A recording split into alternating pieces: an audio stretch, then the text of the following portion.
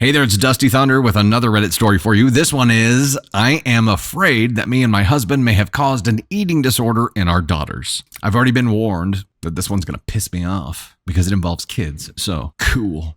Here we go. I'm just going to go ahead and get pissed off. I grew up as a fat kid, but when I got to college, I began taking control of my health and lost 150 pounds. I had a personal trainer who is now my husband. He was a huge health nut to begin with and really kept me on track and held me accountable. I've been able to keep the weight off for 20 years and are both giant health nuts now. We have 3 kids. Our daughters are 14, 12, and 9. We've always been strict about health with them. They each have a workout machine in their room, which they use for an hour before dinner, and if we walk in and they aren't on their machines, they get phones and toys taken away. My 2 oldest girls have rebelled against this a lot.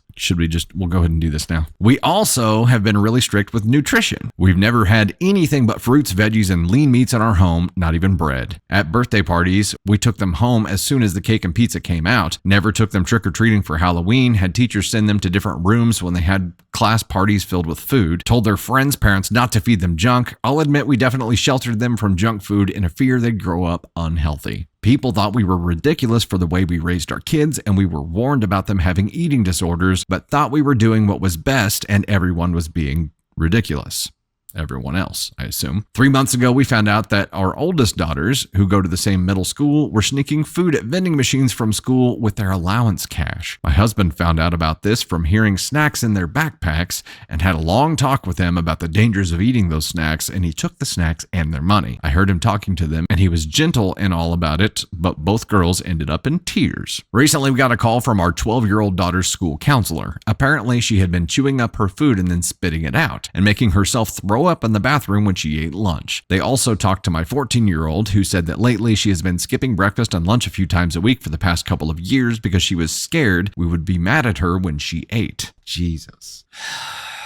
The counselor was not happy with me and recommended a treatment place for eating disorders. I feel like absolute shit, like we've caused our daughters to have eating disorders and have to look out for signs in our 9-year-old. I called my mom for help. Instead, she berated me and called me a piece of shit mom, which was the last thing I needed to hear. My parents are taking my girls for a couple of days while I get everything together and set things up with the eating disorder treatment place for when they come back. I don't know what to do. I feel proud that I didn't raise kids with junk food addiction and I put their health before their tears about not eating pizza, but now it's come at a price. I've been unconsolable and my husband and I aren't talking right now as we don't know what to do. Yeah, wow. Okay.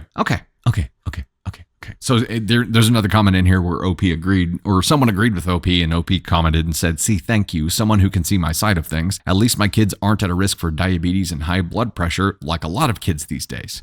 So here's the big problem I have with this. They thought they were doing the right thing for the kids. They were trying to protect them from the dangers of junk food. Here's the problem. When you make something just purely off limits, you are not teaching them to not choose that thing. You are teaching them that it's on a shelf they can't reach, if that makes sense. You're teaching them that they have to be sneaky about it. You're teaching them that if they have it, you can't find out about it. It's just like booze or weed or anything else. It is one of those things where if you just make it completely off limits, whether you were trying to shelter them from it or not, it's the reverse psychology of it. You're making it this thing, this unknown. You're creating this mystique and this mystery around it where they're more likely to experiment with it. If you want them to choose healthy food, you don't do that by taking one choice away. You know what I mean? They're not training their kids to choose healthier foods. They're training their kids to only eat what's available, and they know why that is the way that it is. But when it comes to the first setting, when their parents aren't around and they have the choice between the healthy shit that they've been forced to eat for years or something that looks really good that they know they're not supposed to have, they have not yet been trained to see these things side by side and say, I want to choose this thing over this thing because I know it will make me feel better. I know this thing will make me feel like shit when I eat it because I have been trained or I have been given the opportunity to choose those things and see the difference. They haven't been allowed the opportunity to choose. So they haven't been trained to choose. You've put them into a position where you would have to be their nutritionist and their chef for the rest of their effing lives. for your plan to work out here, OP.